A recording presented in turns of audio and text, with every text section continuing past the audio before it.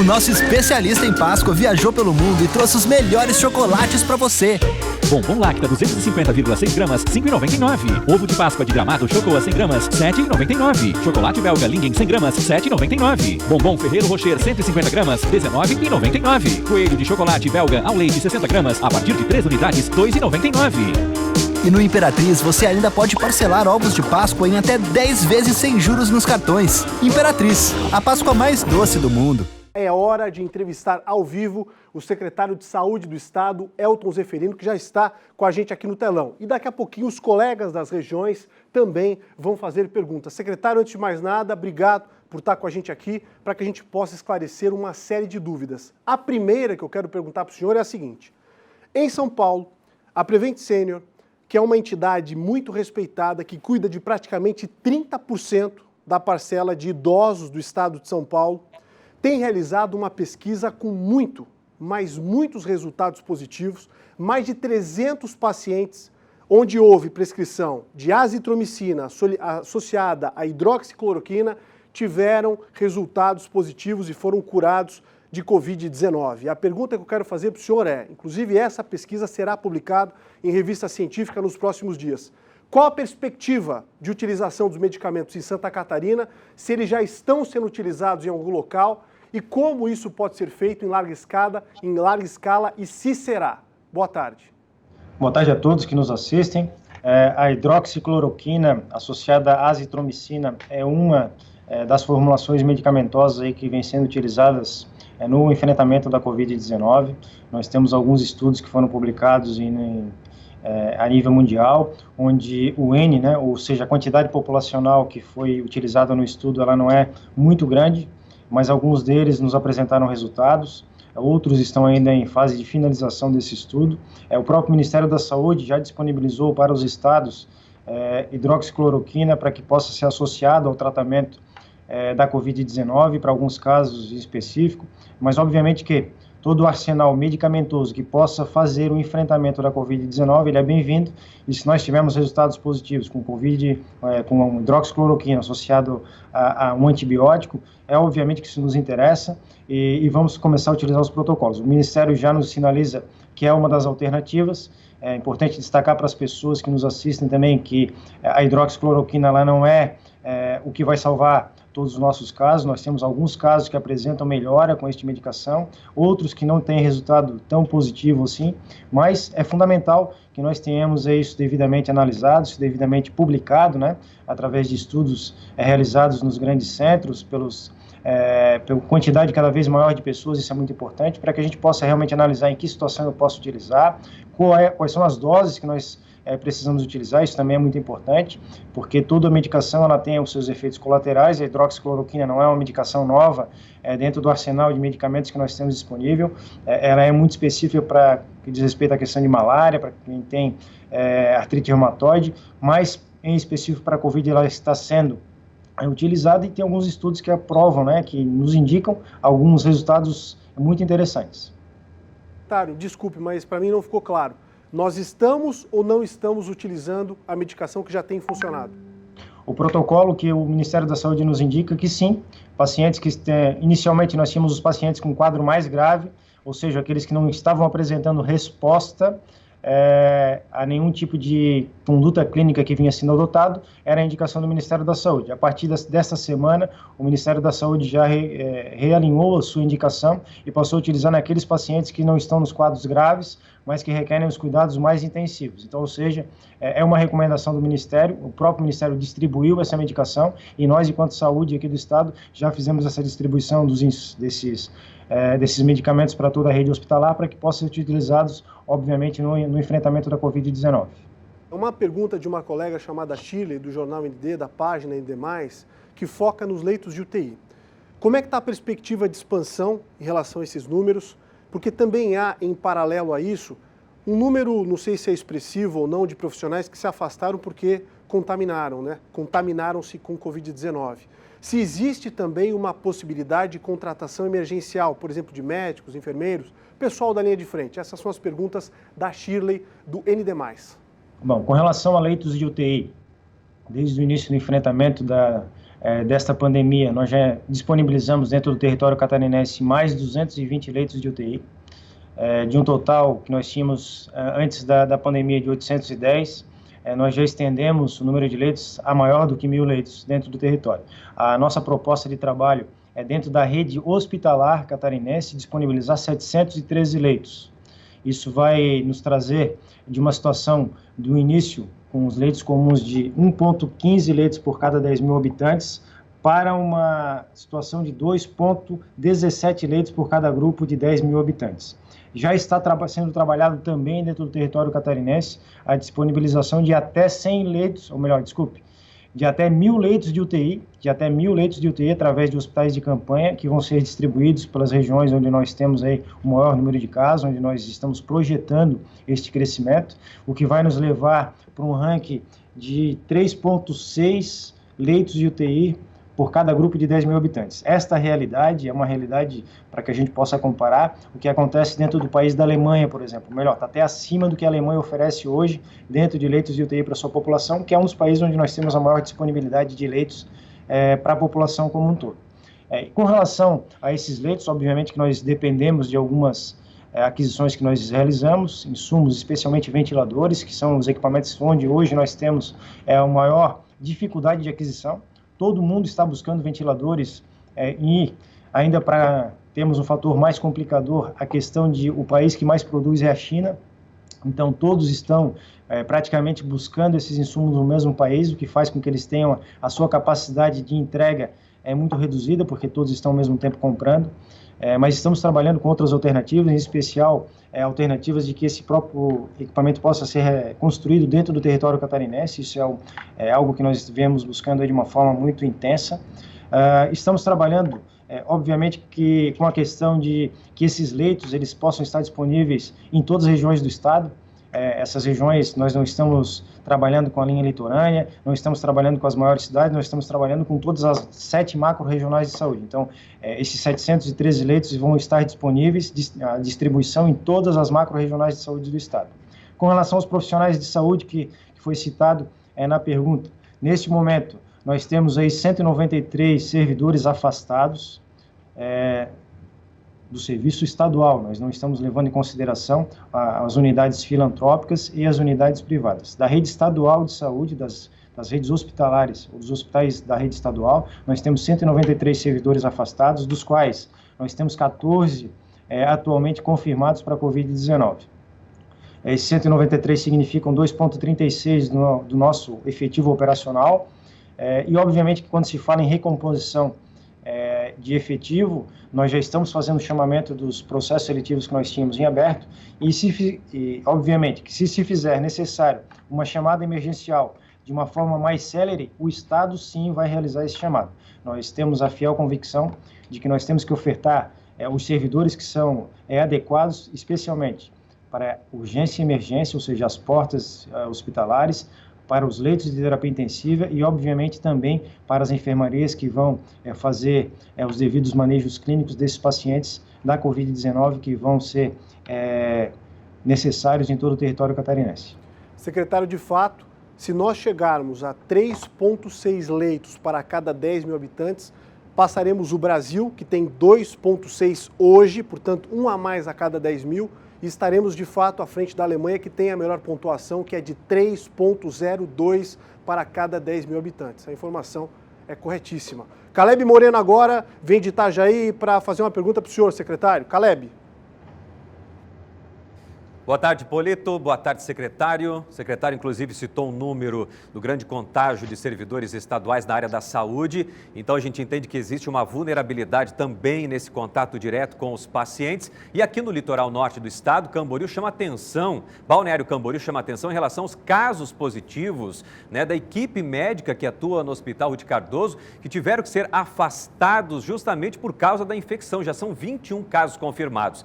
Em Itajaí, também há profissionais da saúde com a doença. Agora, a pergunta é, secretário, Como é que o Estado pode dar apoio aos municípios em relação a isso, de maneira a resguardar a saúde dessas pessoas que trabalham na área de saúde atendendo pessoas sintomáticas ou assintomáticas, como, por exemplo, o oferecimento de equipamentos de proteção individual? O Estado tem esses equipamentos o bastante para atender toda a demanda? Bom, o Estado ele vem fazendo desde o início do enfrentamento da crise algumas ações que vão impactar diretamente no resultado que nós temos aí, que é a proteção dos nossos servidores, sejam eles da rede estadual, da rede municipal ou da rede privada. A primeira ação que nós adotamos é a disponibilidade de informação em todos os nossos canais de comunicação. Além disso, nós já fizemos aí mais de 5 mil, ou próximo de 5 mil servidores já foram atingidos por capacitações. Servidores que trabalham nas portas das urgências e emergências, servidores que trabalham nos leitos de UTI, servidores que trabalham nos pronto-atendimentos lá nos municípios. Estamos trabalhando de uma forma muito enfática com relação a isso, porque nós entendemos que os servidores eles precisam sim estar devidamente orientados no que diz respeito à suspeição, no que diz respeito ao uso de equipamento de proteção individual, no que diz respeito às suas condutas no dia a dia, porque é isso que vai fazer a diferença no sentido de contágio, especialmente da população, dos profissionais de saúde. Também estamos trabalhando, enquanto Estado, uma preocupação do próprio governador do Estado, Carlos Moisés da Silva, no sentido de que a gente possa ofertar, especialmente para a rede de filantropia, mais recursos para que eles possam fazer frente às aquisições que se fazem necessárias nesse momento, em especial equipamentos de proteção individual. Motivo pelo qual a nossa política hospitalar catarinense, que trabalha com tetos de porte, baseado numa matriz que foi a matriz de desempenho de cada hospital, ela foi integralizada para todos os hospitais que fazem parte desse complexo de hospitais. 96 unidades foram atingidas com isso, de tal sorte que nós teremos aí injetado nos hospitais filantrópicos ao longo do ano de 2020 quase que 280 milhões de reais para que eles possam também se planejar e fazer o enfrentamento da crise. Além disso, nós também recebemos do Ministério da Saúde algum quantitativo de equipamentos de proteção individual. Esse quantitativo, através do Conselho de Secretários Municipais de Saúde, fez a divisão dentro dos municípios deste quantitativo, onde nós temos alguns insumos de equipamento de proteção, e esses insumos já estão sendo disponibilizados, já saíram do nosso CD, vão ser disponibilizados através das nossas regionais de saúde, para que os municípios possam ir até as regionais, retirar esses insumos e levar para os seus profissionais de saúde. Secretário. Obviamente que nós temos que entender que isso é uma demanda em grande quantidade, em grande escala, e nós estamos buscando cada vez mais adquirir equipamentos para que nenhum servidor de saúde fique desprovido de equipamento de proteção individual. Ok, agora o Eduardo Prado, de Chapecó, tem uma pergunta para o senhor. Secretário, primeiramente, boa tarde. O que o cenário de Santa Catarina apresenta até agora é que a maioria das pessoas que estão com o novo coronavírus ficam na faixa de 30 a 39 anos, contrariando muitos relatórios, inclusive em nível de outros países.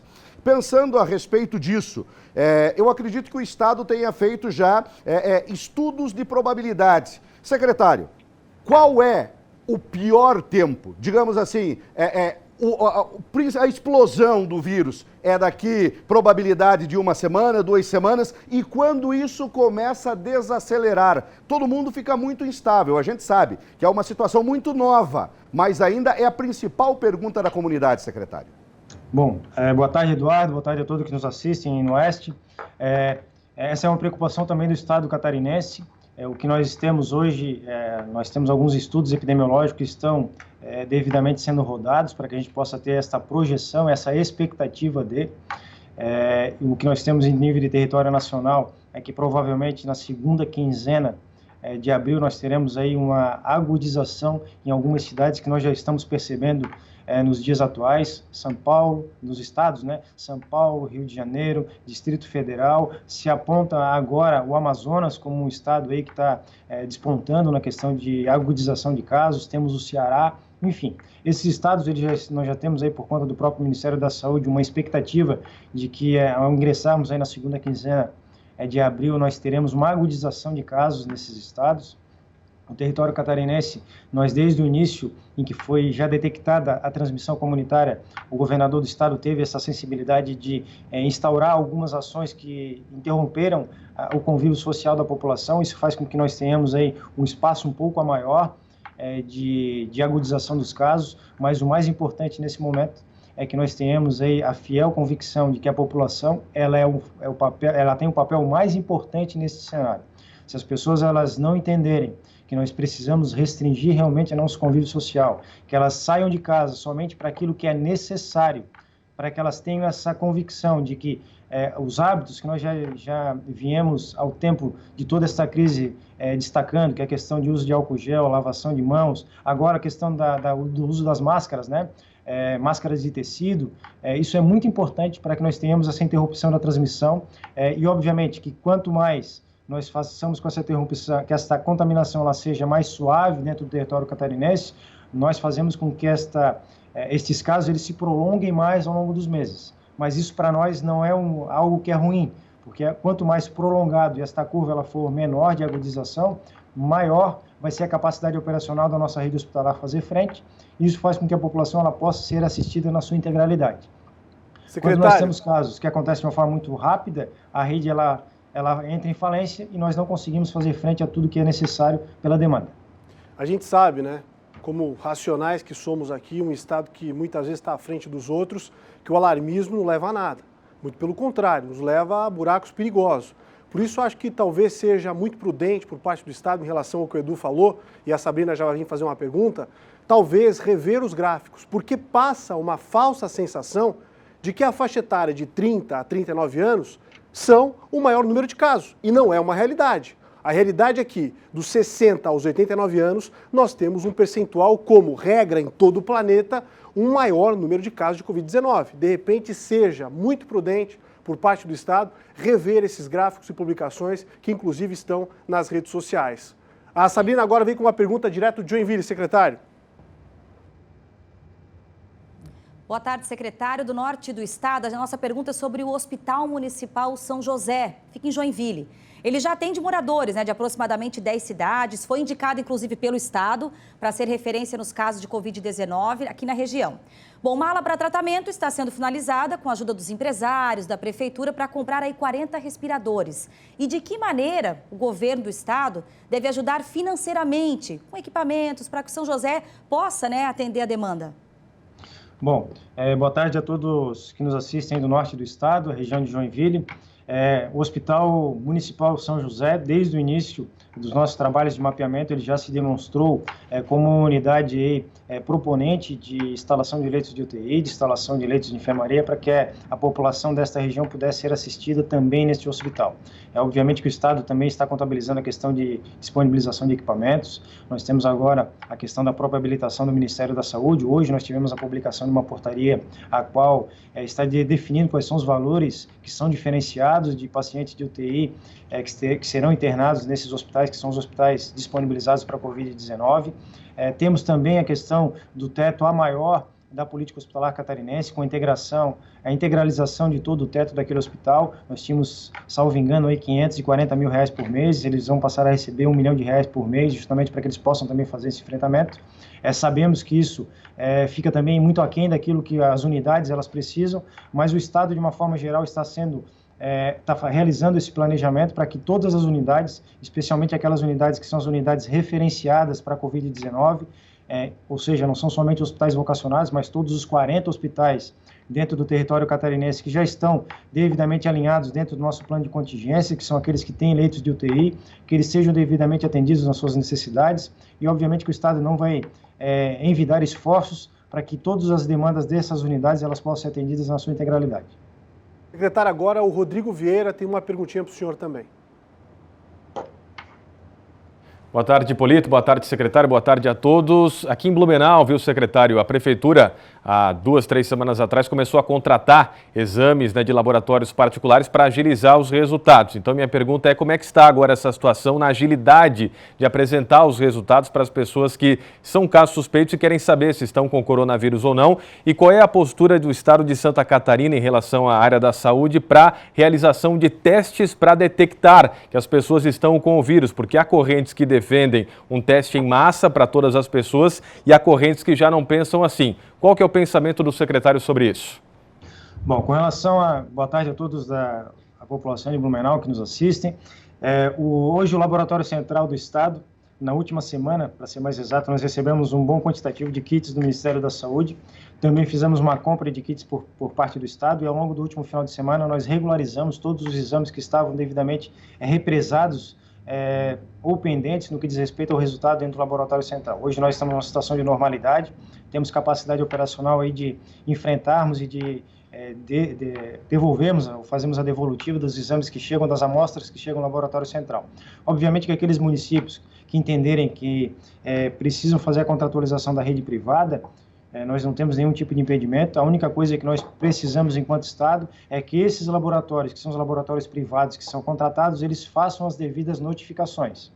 Caso contrário, nós teremos aí dados que o município divulga de casos confirmados que sequer o Estado tem notificação desses casos. Isso acaba causando uma certa confusão dentro da população. Então, não há problema algum de nós termos laboratórios privados contratualizados para essa demanda, mas eles precisam sim fazer a devida notificação dos casos ao Estado de Santa Catarina, que é o detentor das informações, até para que a gente possa subir isso para o Ministério da Saúde, que também faz esse acompanhamento dentro dos territórios ou dentro do território nacional. Com relação aos testes, o que nós temos hoje, nós recebemos uma quantidade de testes rápidos que passaram a ser disponibilizados a partir do dia de ontem para os municípios e hospitais. O Estado está fazendo uma aquisição de testes rápidos, mas sem essa perspectiva de fazer uma testagem de toda a população. Nós temos aí mais de 7 milhões de habitantes.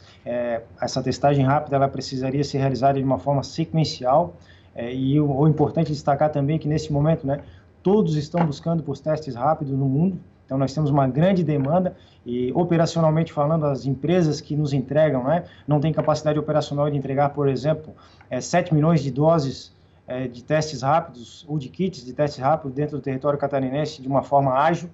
Então, o que nós estamos fazendo agora é delimitar como esses testes serão utilizados dentro do território catarinense, como é que nós vamos trabalhar com um protocolo que seja muito específico no que diz respeito a essa testagem, para que nós tenhamos, sim, uma realidade muito mais próxima do que aquilo que nós temos hoje, que é essa ideia de subnotificação e que é verdadeira. Nós temos isso em todos os países por onde esta doença ela passou, que é a capacidade operacional de avaliar todos os casos positivos, especialmente naqueles casos que são os casos que muitas vezes são assintomáticos e que nós não temos sequer nenhum indicativo clínico de que essa pessoa ela está acometida ou não pela Covid-19. Secretário de Saúde do Estado, Elton Zeferino, que esteve com a gente hoje aqui ao vivo no Balanço Geral. Nos resta desejar um bom trabalho, secretário, habilidade acima de tudo e coerência nas ações daqui para frente, que a gente possa vencer e passar por essa fase com a menor turbulência possível. Obrigado. Nós é que agradecemos e fica a recomendação, se puder, fique em casa. Esta é a melhor conduta neste momento.